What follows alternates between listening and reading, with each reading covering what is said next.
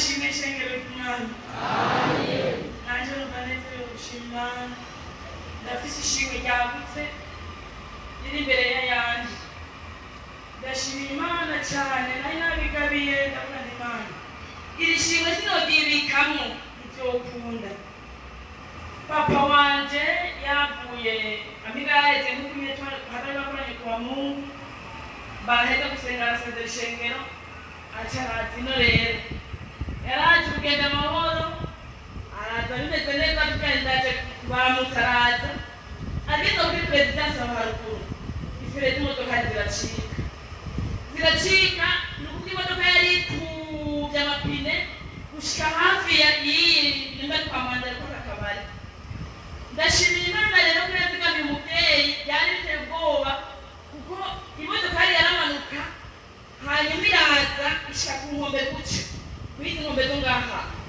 Imana iramuzigama kandi imodoka yizungurije kandi yakiramanuka iraza kibera nk'idugu kugira ngo bose baje bavugana n'imodoka igisa n'ayakira cyane kuko nitumvikana cyari biteye ubwoba cyane.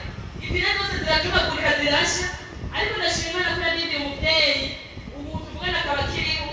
Jewe umutwe wanjye aramubwira bamubwira ngo bamubwiye ko kwandira isangane niko ndateka niba yabikuba n'ibyo by'abavyeyi ku mugoroba nta kibazo nari ngiye niko niteka agasosi kwere numva ntangora akiri imbere umutima uracitse amahoro Rwanda yakuze ntabwo kutukumira mu maguru reka ati n'izina rya Yesu bajye uko nyine nari nambaye ikanzu nyine cyo gikone rya bikanzu twambara uko ndagenda.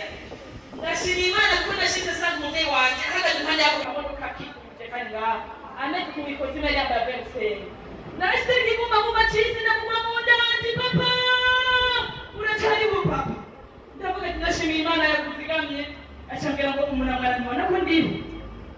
Ndashima Imana rero ko yangiriye neza kandi ndamarira ikazigamira umuvyeyi wanje turakundana cyane numva babaye nanje bambabaye cyane. Irindi shimwe rigira kabiri ndashima Imana ko bari bagiye Sudani numva ngo aramasezerano numva yisabira hanyuma bisabira Sudani muri mwebwe umuntu yisabira Sudani Imana imubabarire. Ego ndavuga Imana jewe ubwambere baramuze sinabishaka ariko ukazomba kwibaruka neza ku bandi bana jewe ndabare ndashimira Imana nende shima Imana ko yabinkoreye abo bana batatu bose nabahe bavuga muri Bibiliya ngo babaca bakotaka bajyanye iko jene Imana irangirira umuntu bitakoza ntibingora kweli mbese ikaba mumwiroka nanjye nango kumyenye umukagere. Ego shima rigira gatatu ndashima Imana umwana kukana n'umutware wanje ntiyabivuga ko ngaho yagize ikibazo kumbe kwavuna igufa ryagize ikibazo ntiyabivuga ngo batsindagirirako hari iwacu nawe urabizi baca bakanda ntibajya no kwa muganga baragukanda baca bakubwira ngo azokira nkumva wowe twabimenye ko ukuguru kuriko kuratera kubora. Ndashima Imana rero ko yabanye nabo muri operation wambwiye Ngozi naho twakaza amafaranga menshi ariko ntacu bituma kumwana buratenye gusoma amafaranga. Imana yarakoze ko yagize neza bamaze hafi y'amezi menga benda taratatu. Imana irahaba iragira umuntu. Ndashima Imana ko batashobora amahoro. Imana ihabwa icyubahiro. Yaba amashimwe yanje abayumvise Imana ibongere umugisha. Imana ndagushimiye ndagukengurukiye cyane uri umukozi w'umuhanga narabibonye ubera hose icyarimwe Mana.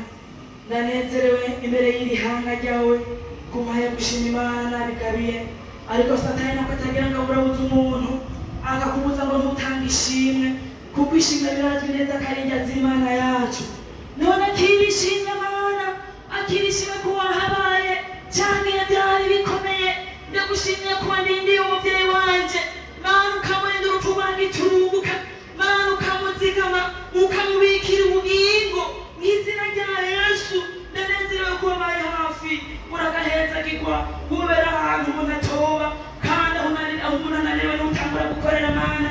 Narashimye Imana ko wangiriye ubuntu undinda amagorwa n'amaganya n'amarira akirishimye Mana urakoze kumvise ugushima kwanje mw'izina rya Yesu umwana wacu.